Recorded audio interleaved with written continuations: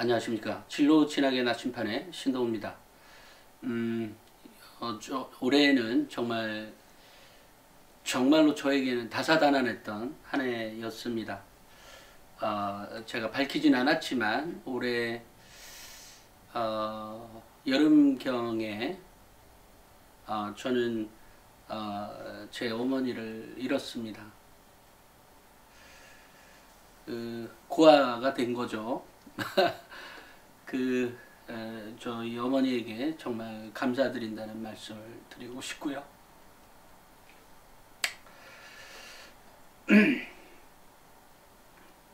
어찌됐건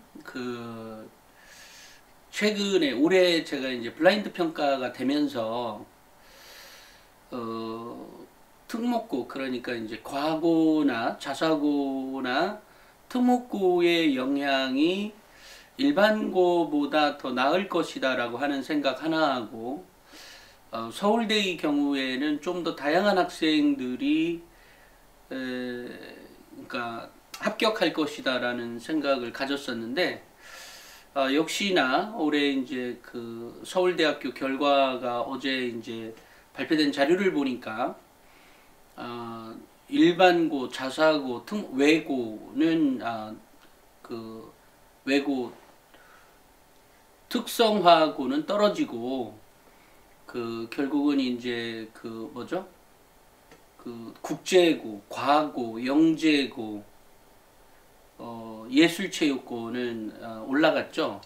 근데 그 차이가 대략 한 40-50명 정도의 이동이 있었습니다. 합쳐서. 그런데 40-50명의 그 차이가 이게 우리가 대학은 삼각형하고 비슷하죠. 피라미드형하고 비슷합니다. 그래서 서울대가 한 50명이면 그 밑에는 뭐 100명, 그 밑에는 150명, 예를 들면 이런 식으로 가게 되어 있습니다. 그러니까 서울대가 40-50명의 변화가 있었다면 그 밑에 대학은, 예를 들어 연고대의 경우에는 그보다 훨씬 더 많은 200명 뭐 이 정도의, 또 150,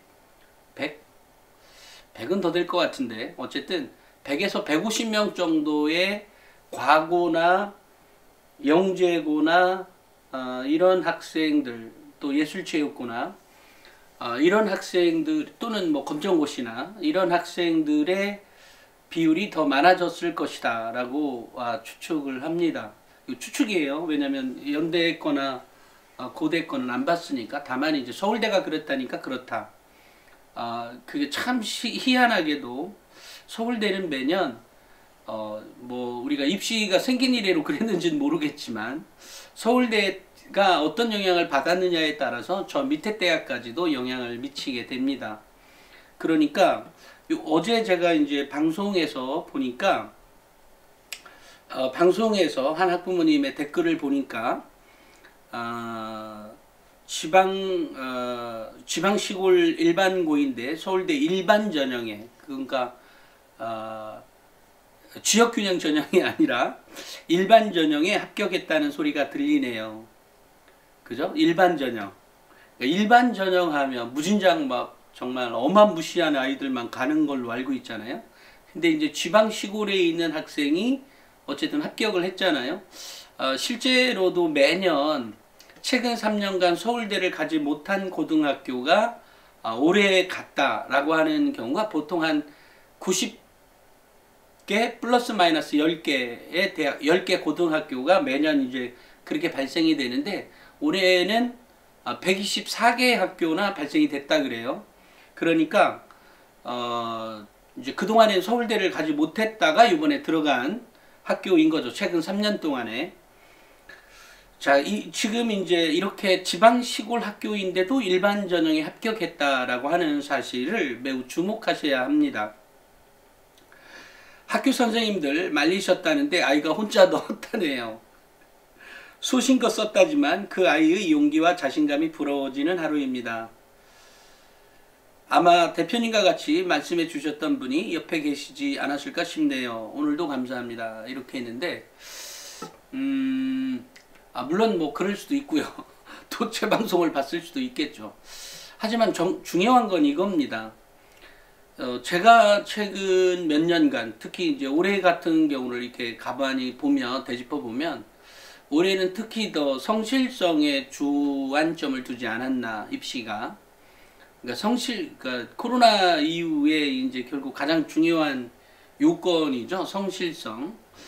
근데 그런 부분에 대해서 좀 더 주목하지 않았나 싶기도 하고요. 물론 이제 뭐 이거를 올해는 더 봐야 되겠다 이렇게까지 생각하지는 않습니다. 다만 이제 우리의 암묵적인 어떤 공감인 거죠. 이런 시기에는 역시 뭐 성실성이 최고이지 않을까라고 하는 암묵적인, 뭐 특별히 누가 지시하진 않았지만 이제 그런 영향도 좀 있지 않았을까 싶기도 합니다.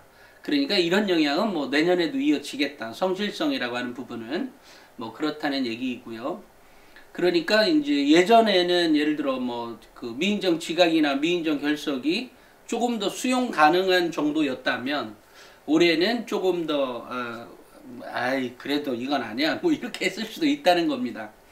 그것은 이제 결국은 이제 학생부 종합전형이라는 것도 물론 이제 뭐 성적에 의한 줄 세우기는 아니지만 어찌됐건 이제 채점을 해야 되는 거 아니에요.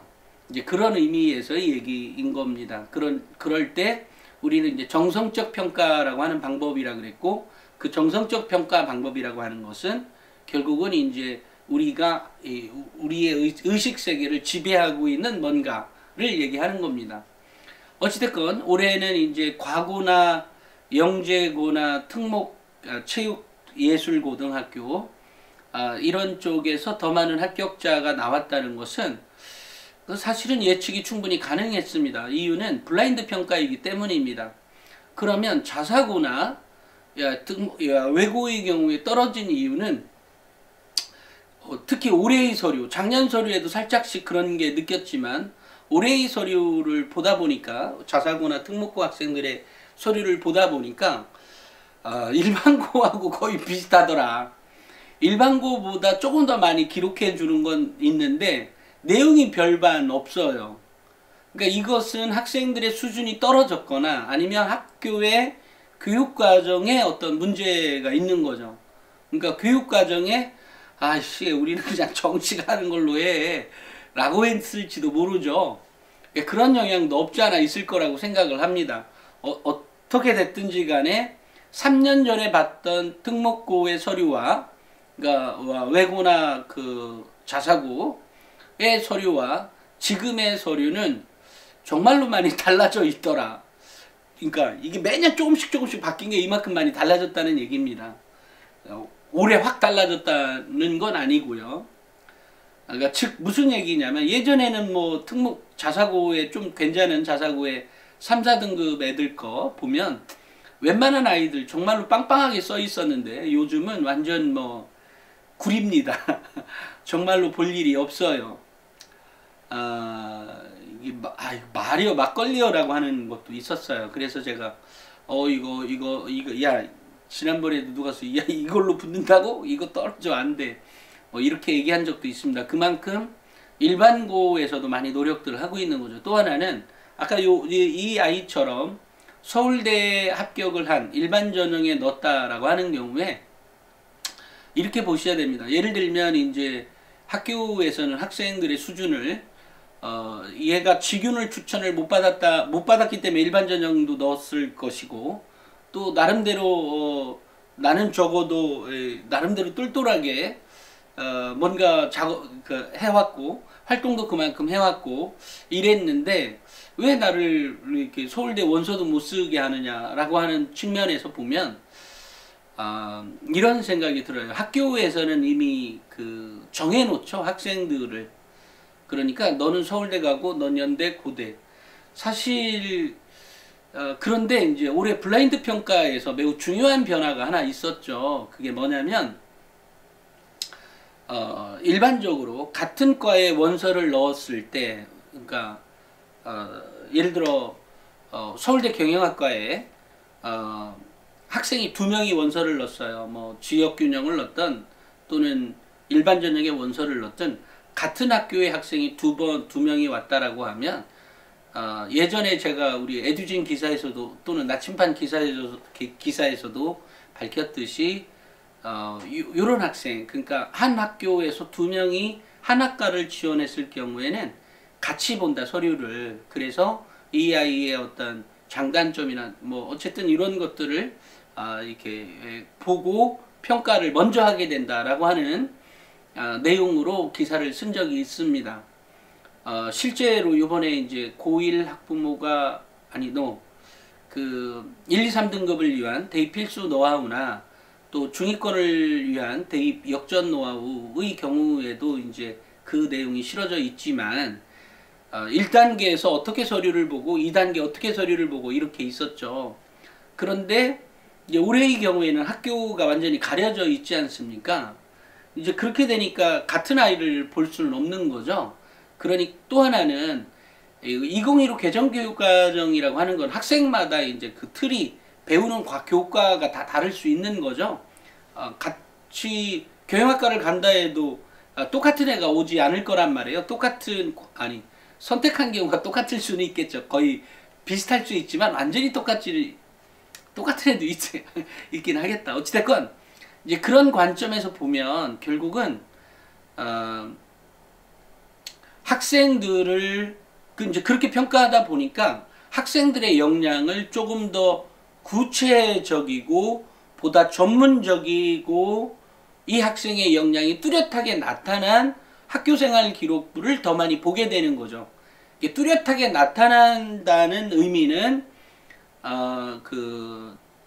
명문대 합격생 학생부 대공개에서 제가 써놨던 방식의 틀이 있고, 또 하나는 그 실험이나 어쨌든 그 내용이 이 어떤 기록의 내용이 매우 적합하게, 그러니까 한마디로 얘기하면 명문대처럼 써져 있다는 거예요. 그렇다고 해서 그리고 그 실험이나 이런 것들의 수준이라고, 제가 호기심도 수준이 있다 그랬잖아요. 그런 수준이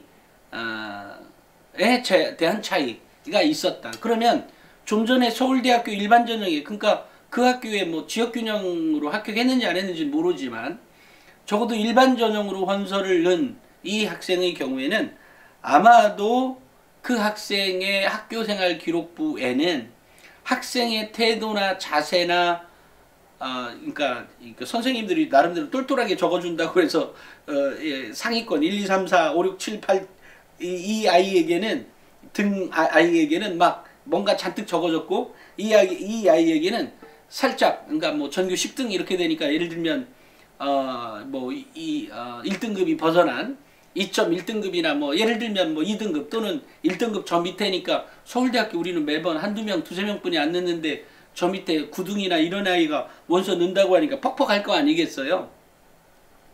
아마도 그렇게 적어줄 때 이 아이의 학생부 기록에는 분명히 학생의 역량, 근데 그 역량이라고 하는 것을 구체적으로 보면 학생의 호기심과 학생의 태도가 분명히 그 앞번의 학생들 또는 다른 학생들에 비해서 조금 달랐을 것이다 라고 생각을 합니다. 바로 그 차이가 이 학생을 일반 전형으로 합격을 하게 된, 그리고 일반 전형에 원서를 넣었고 실제로도 아이가 이제 면접도 있는 거니까 면접을 잘 보기 위해선 나름대로 어찌됐건 그러니까 기본적인 역량도 좀 있는, 물론 이 아이가 인문 계열이냐 아니면 이공 계열이냐에 따라 틀리겠지만, 준비나 방법이나 이런 것들은 틀리겠지만 어쨌든 그런 게 있었다. 즉 제가 이제 이 얘기 때문에 결국 이 얘기를 끄집어 온 건데요. 무슨 얘기냐면 결과적으로는 내년도 입시에서도 내가 만약에 1.9등급이다 1.99등급이다 예를 들면, 또는 뭐 2.0등급이다 또는 2.1등급이라고 한다 하더라도 서울대학교 일반전형에 원서를 넣어라. 그러니까 우리 학부모님들의 경우에 제 방송을 오랫동안 시청하신 학부모님들의 경우에 또 이 방송을 시청하는 학부모들에게 들려주는 정말로 비밀스러운 얘기입니다. 뭐냐면 서울대 원서 마음껏 넣으세요. 그리고 오히려 그 서울대학교에도 정말로 다양한 학생을 선발하고 싶어 한다. 그러니까 서울대학교에서 다양한 학생들을 선발하고 싶어 하지만 학교가 가리죠. 학교에서 원서를 넣을 애를 가립니다. 그러니까 그냥 그럭저럭 한 애들만 있는 거야. 그러니까 전혀 다른 시각에서 학생들이 원서를 넣어도, 물론 여기서 성적이 당연히 밑받침된다면 더 확실한 근접한 수가 되겠죠. 그러니까 서울대학교 일반 전형에 더 원서를 넣어라. 분명히 이 방송 그렇게 많이 시청하지 않을 거니까 이 방송을 본 우리 학부모님들은 뭐 3등급은 안 되고요. 2점의 완전 초반대이거나 1점대, 1등급대라고 하면 무조건 서울대 원서 넣어도 됩니다. 다만 거기에 기록된 내용은 호기심이 무엇냐예요. 어떤 학부모님이 아이가 이공계 과목에 교과목에만 열심히 하고 열심히 한다고, 물론 이제 그거가 전부는 아니지만 제가 이제 지금 기억나는 거 보면 그래서 조금 안타깝다는 말씀이 이렇게 써져 있는 학부모의 그러니까 댓글을 봤는데요. 그거보다 더 중요한 게 있다. 그러니까 아니 1등급을 맞는 것 매우 중요합니다. 그래 더 좋은 대학을 가기 위해서는 당연히 더 많은 노력을 해야 되니까요. 하지만 그 호기심이 뭐냐가 더 중요하다는 거죠. 내가 왜 화학을 공부해야 되느냐, 내가 왜 물리를 공부해야 되느냐, 또 그 물리 과목이나 화학 과목에서 어떤 특정한 주제나 이거에 대해서 왜 이게 이럴 수밖에 없느냐, 아니면 어떻게 이것을 내가 바꿔서 새롭게 뭔가를 좀 공부를 해볼 거냐에 대한 그런 호기심, 그리고 그것을 내가 어떻게 구현해 낼 거냐, 그 호기심을 어떻게 해결해 갈 거냐, 역시 그게 다 창의력인 거예요. 그 문제를 풀어가는 방식인 거죠. 꼭 수학 문제만 문제를 풀어서 뭔가를 해내는 게 아니라 그렇게 아이가 호기심을 해결해 가는 것도 결국 문제풀이 방식인 거예요. 그러니까 문제 해결 방법, 문제 해결 능력이 있는 학생이 매우 똘똘한 학생인 거죠. 그 방법에서 이 아이라고 하면 사실 냉정히 생각해서 우리 학부모님들이 서울대학교 교수한다고 생각하시고요. 1등급하고 2등급 차이 두겠어요? 1등급과 2등급의 차이가 있다면 얼마나 있겠습니까? 사실 냉정히 보면 2등급 초반대나 1등급 대 애들이나 삐까삐까 합니다.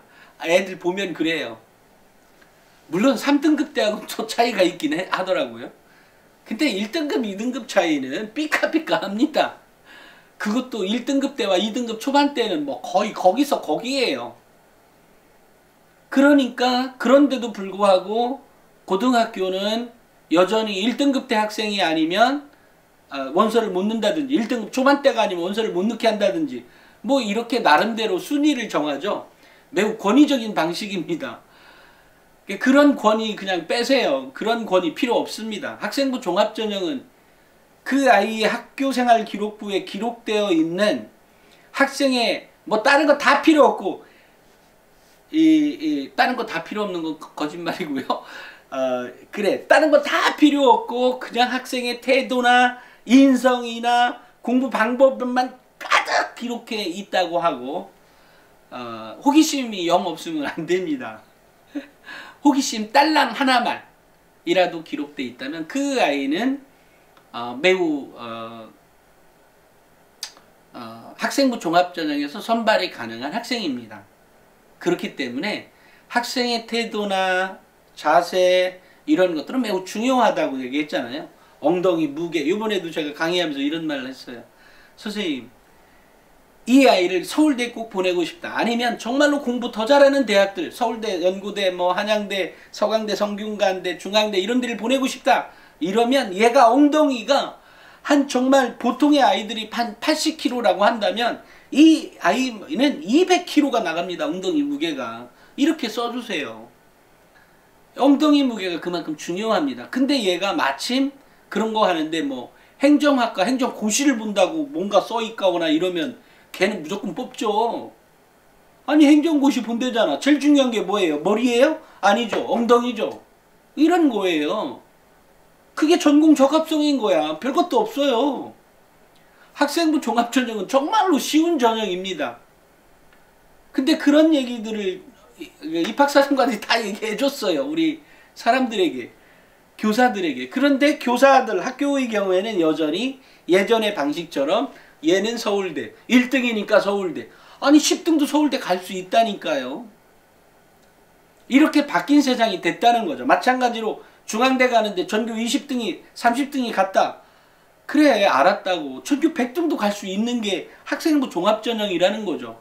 여기서 매우 중요한 건 학생의 태도나 자세 플러스 그 아이의 호기심, 그리고 그것을 활동하는, 그죠? 뭐 봉사활동이 됐든 아니면 비교과도 나름대로 어찌됐건 공부는 썩어빠지게 무진장 열심히 하는데 성적은 안 올라온다고 써있다는 등 뭐 이런 게 태도 자세 아니에요?